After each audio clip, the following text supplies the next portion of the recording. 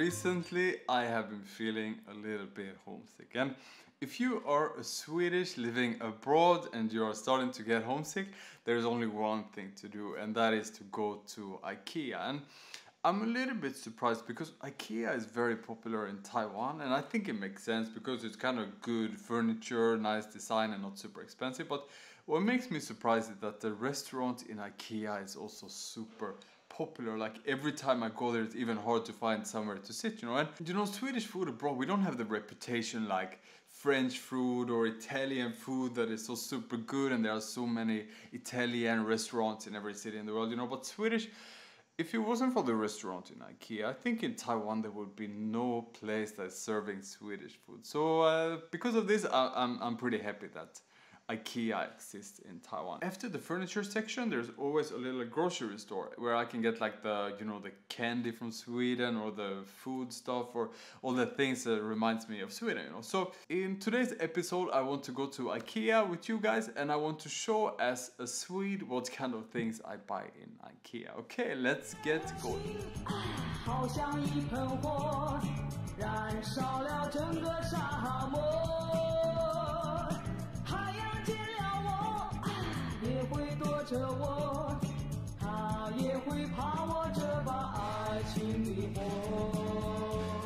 And I think this is really interesting because of course IKEA in Sweden don't sell chopsticks, but the design that they have developed is very typical Swedish. And this little horse at the top of the chopstick is actually one of the symbols from my home region.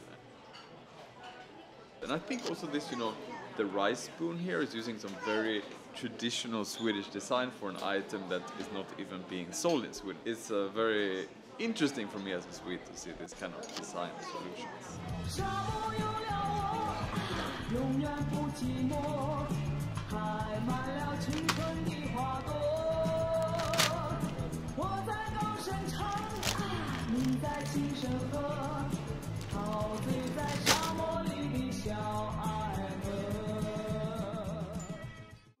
Yeah, let's start with this one. The first thing I wanted to show is this one. It's called kafferep. Actually, the product is called chokladboll. I think it's called chocolate ball, chokladboll.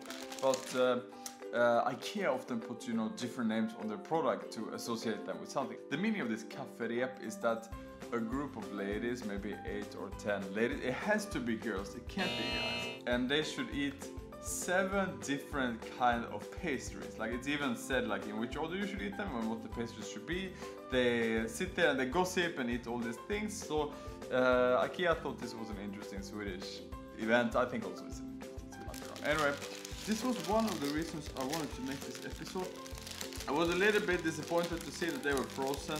You wouldn't like buy them frozen in Sweden, but the pastry itself look like this. So it's something made with chocolate and some different random ingredients, and it's a cocoa, shredded coconut on top of it, and you have to have coffee together with it.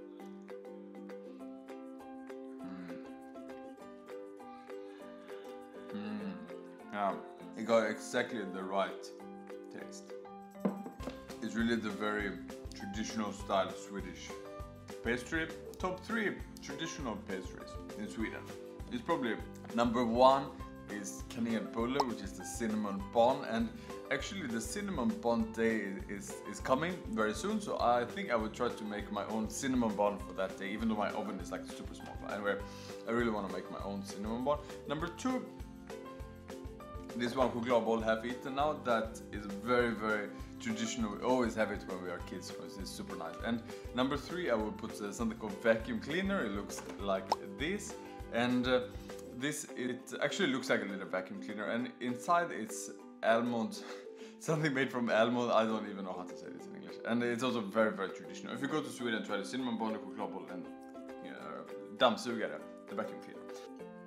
I'm gonna finish this one before I try anything else.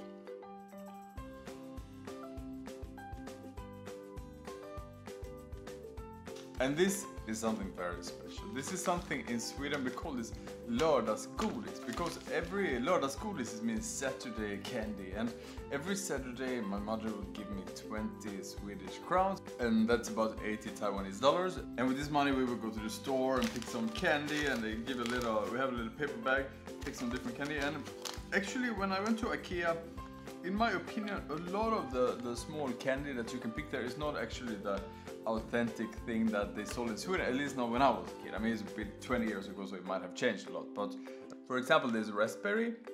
That is exactly what we used to eat when we were a kid. Yeah, it's very artificial. But it brings back the memories for me, so it's very good. And this is like a peach, a little sweet peach. These are very traditional. It tastes so good. Sour Coke bottle. This little raspberry. My mother said that when she was a kid, I mean, this was how old my mother is? 50 years ago, almost 50 years ago. They also had this, you know, they buy exactly the same thing, and her friend would always have it, and she would ask like, oh, can I get one? And then the friend would proceed to lick on it to make her feel disgusted, so she don't want to eat it. But my mother say, oh, I don't care, and she'd take it anyway. Eat it. Anyway, that's the story. I wanted to show this too. So this is a roll with candy, and they sell two. In one package is two, because one would be too little and three would be ridiculous, so they have two. This brand of chocolate called Marabou.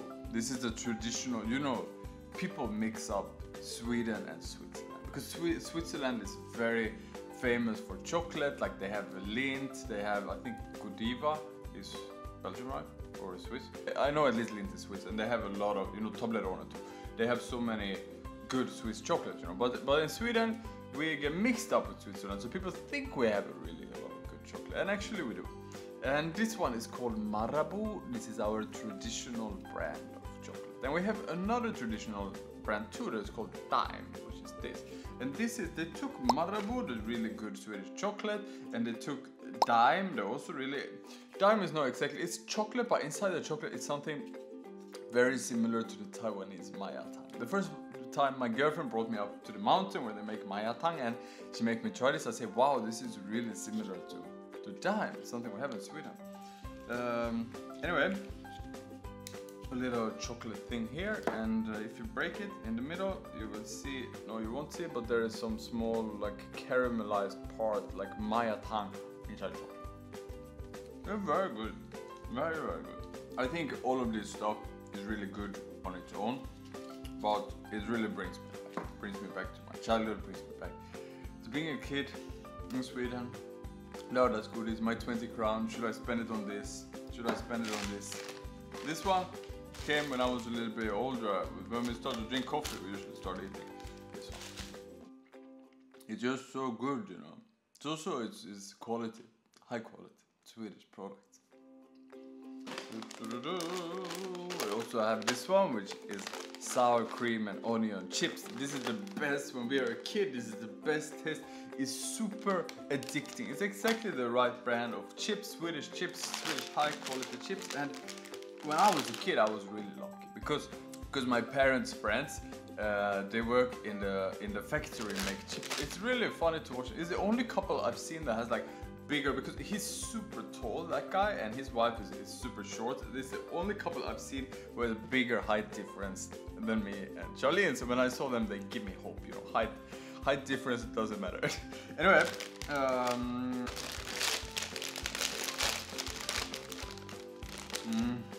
I'm afraid of eating this, because once you eat one of those, you are trapped. You can't finish all of this stuff.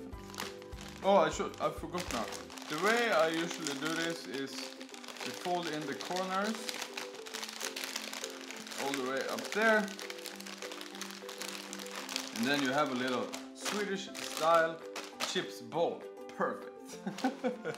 So they look like this. They're kind of, you know, they got these different stripes, or how, it's not called stripes, it's called something else, whatever. The cake.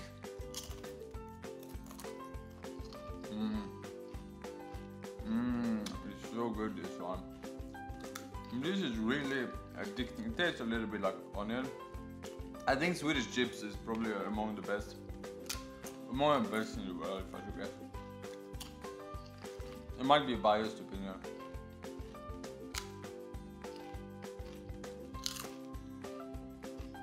I'm gonna kind of take another one. Yeah, okay.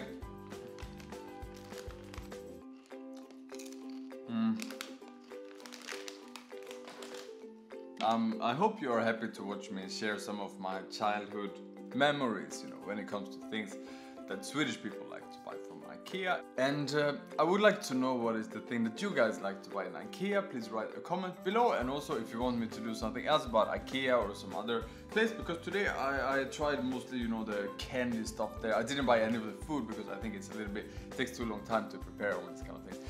Anyway, thank you for watching. Please subscribe to my channel, and I will see you all next time. Bye bye.